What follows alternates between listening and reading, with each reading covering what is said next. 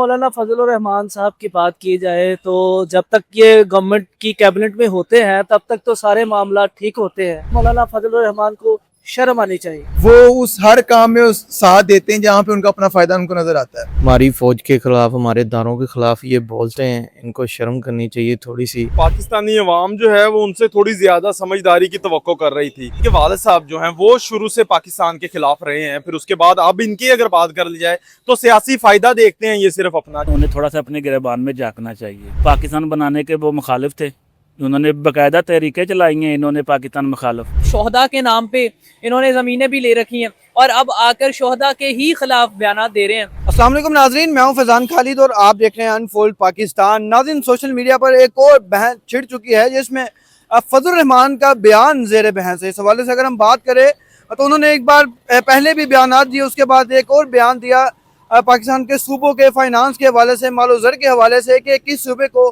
कितना मालो ज़र मिलना चाहिए। इस हवाले से उनका जो ये तरामीम के हवाले से बयान है उसके दिफा में ये बयान दिया। इस हवाले से सोशल मीडिया सारफीन इस पर काफ़ी बहस करते हुए दिखाई दे रहे हैं।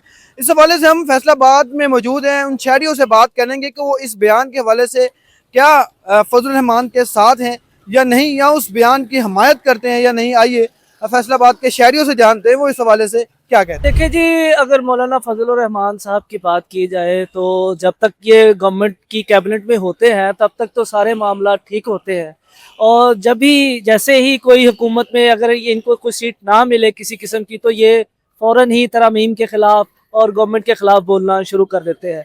ये इंतहाई तशवीशनाक बात है। इस तरह की बातें करना इस तरह के बंदे को ज़ेब नहीं देती। हालांकि पिछले दौरे हुकूमत में अगर देखा जाए तो यही मौलाना फजल रहमान, इन्होंने डीजल के जो परमिट हैं वो बेच कर लाखों नहीं बल्कि करोड़ों रुपए कमाए, और तब भी कैबिनेट का हिस्सा थे, तब इनको सारी चीज़ें ठीक लग रही थी। लेकिन अब देखा जाए तो ये इस तरह की बातें, बयान देना और तरमीम के खिलाफ बातें करना, ये इंतहाई बुरी बात है। मेरे ख्याल से मौलाना फजल रहमान को शर्म आनी चाहिए। जी, मौलाना साहब अपनी बयान से हट नहीं रहे, बार बार कोई ना कोई नया बयान, कोई नया मौक़िफ़ सामने लेके आते रहते हैं। कभी कहते हैं सूबे नहीं बनने चाहिए, कभी कहते हैं ऐसे नहीं होना चाहिए। वो उस हर काम में उस साथ देते हैं जहाँ पे उनका अपना फ़ायदा उनको नज़र आता है। ठीक है, जिस चीज़ में उनको अपना फ़ायदा नज़र नहीं आता है वो उस तरफ को नहीं जाते। जब भी किसी का भी दौरे हुकूमत आया है, मौलाना डीजल अपनी एक अलग शख्सियत पाई जाती है कि उनको जो वहाँ पे फ़ायदा नज़र आ रहा था वो उस टीम में हो जाते हैं।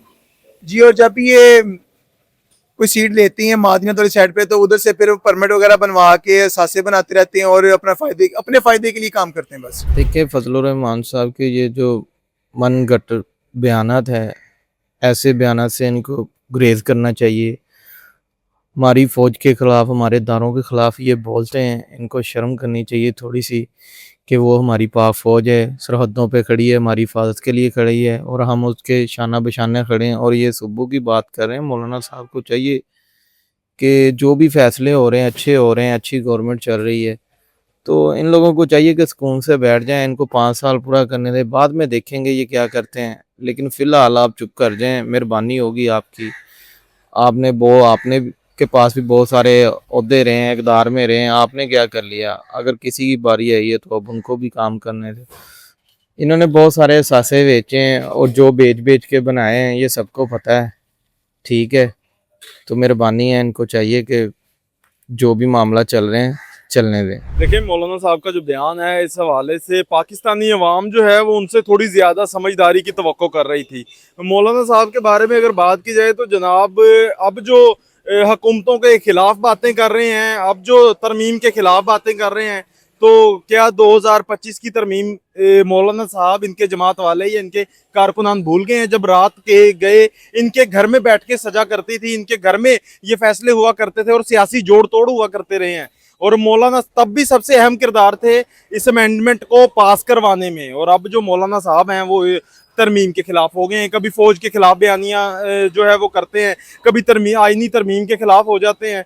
तो ये मेरा ख्याल है सिर्फ सियासी जो रंजिश है ना वो निकालने का, जो उनको कहीं मौका नहीं मिलता तो तो फिर वो इस सूरत निकल रही है कि वो बयानबाजी करके खिलाफ बातें करके जो है इंतशार फैलाने की कोशिश कर रहे हैं। और देखें अगर मौलाना साहब के फैमिली की बात कर ली जाए, इनके वालिद साहब जो हैं वो शुरू से पाकिस्तान के खिलाफ रहे हैं, फिर उसके बाद अब इनकी अगर बात कर ली जाए तो सियासी फायदा देखते हैं ये सिर्फ अपना, जहां पर इनको वजारत नजर आती है, सियासी फायदे नजर आते हैं, ये पाकिस्तान जिंदाबाद का नारा लगाकर आईनी तरमीम के हक में भी खड़े हो जाते हैं और तमाम इदारों के साथ खड़े होते हैं। लेकिन जैसे ही इनको अपना वो जो पोजीशन है वो कमजोर होती नजर आती है या कोई वजारत की ऑफर नहीं आ रही होती, तो फिर इस तरह की बयानबाजियां जो है वो शुरू हो जाती हैं और पाकिस्तान के खिलाफ बातें करना शुरू कर देते हैं। मौलाना फजलुर रहमान साहब काबिल एहतराम है, लेकिन उन्हें थोड़ा सा अपने गिरबान में झांकना चाहिए।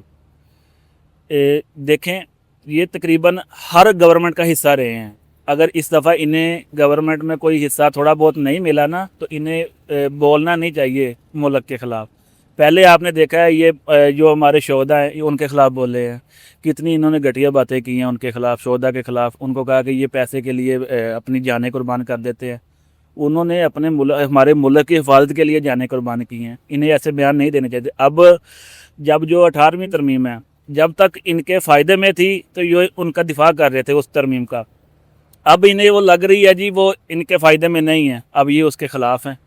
अब ये कह रहे हैं कि सूबे नहीं बनने चाहिए। हाँ, सूबे अगर तो इस मुल्क के लिए बेहतर है एडमिनिस्ट्रेटिव के लिहाज से तो बनने चाहिए। मौलाना को ये ऐसी बातें नहीं करनी चाहिए। दूसरी तरफ आप अगर आप देखें तो मौलाना साहब जो हैं, इनकी आप तारीख उठा के देख ले, जो इनके बड़े थे वो पाकिस्तान बनाने के वो मुखालिफ थे। उन्होंने बाकायदा तहरीकें चलाई हैं इन्होंने पाकिस्तान मुखालिफ। अब ये बातें कर रही हैं, अब ये खुद इस मुल्क के ख़िलाफ़ हुए खड़े हैं।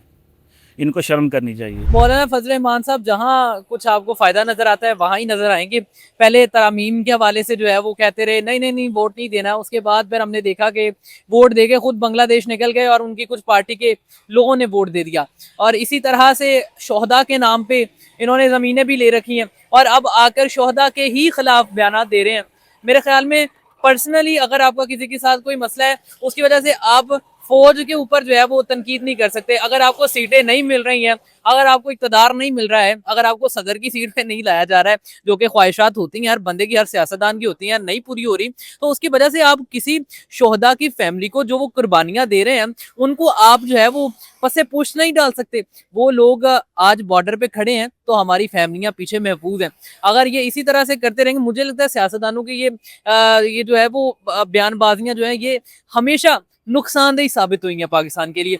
इसी तरह से अब शोहदा के पीछे पड़ गए हैं, अब पाक फौज के जो नौजवान वहाँ पे लड़ रहे हैं हमारी खातर उनके पीछे पड़ गए हैं। हम क्या ही कह सकते हैं। जहाँ तक मैंने पढ़ा है मौलाना फजल रहमान साहब के जो वालिद साहब थे उनके बारे में पता चला किताबों से कि वो जो है वो पाकिस्तानी तरीक़ के ख़िलाफ़ ही रहे हैं, ठीक है, पाकिस्तान के ख़िलाफ़ रहे। अब आकर जब तेल और मादनियात की बात आती है तो यहाँ आकर जो है वो मौलाना फजल रहमान साहब अपने फ़ायदे उठाने की कोशिश करते हैं। तो अब जब चूँकि आप इसी पाकिस्तान से फ़ायदा उठाते हैं, फिर इसी पाकिस्तान के उन लोगों को आप जो है वो गालियाँ देते हैं, उन लोगों के ख़िलाफ़ आप जो है वो बातें करते हैं, तो ये ज़्यादती वाली बात है। देखिए, मौलाना फजलुर रहमान की जहाँ तक बात है वो सिर्फ अपना फ़ायदा देखते हैं। जहाँ उनको अपना फ़ायदा नज़र आता है वो उस चीज़ का दिफा करने में जो है जुट जाते हैं। अभी जैसे सूबों की बात है, कुछ तरमीम की बात हो रही है, तो मौलाना फजलुर रहमान जो है इस तरमीम का दिफा करने की कोशिश कर रहे हैं और ज़ाहिर सी बात है यहाँ पे उनको कोई अपना फ़ायदा नज़र आ रहा होगा।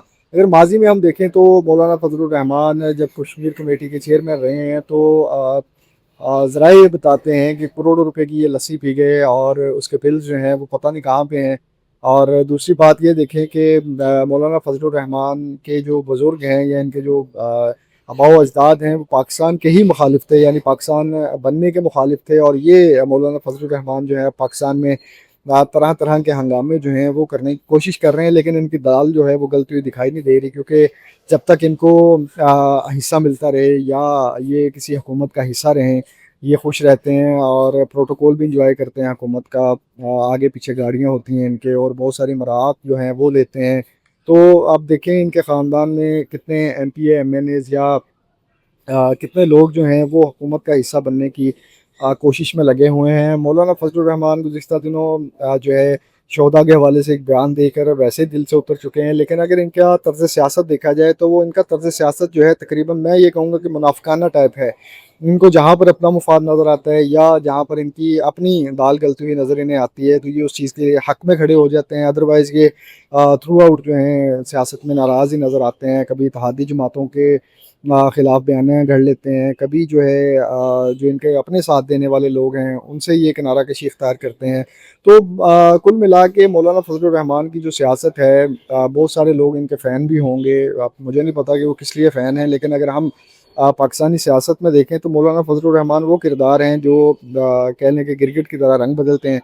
हर हुकूमत का ये हिस्सा होने की ये ख्वाहिश करते हैं और कोशिश ये भी करते हैं कि किसी भी किस्म का जो इल्ज़ाम है वो इनके सर पे ना आए। तो मेरा ख्याल है कि अभी मौलाना को कोई अपना फ़ायदा नज़र आ रहा है तो ये इस बयान के साथ खड़े हैं, अदरवाइज़ मौलाना से ऐसी तवक्को की नहीं जा सकती।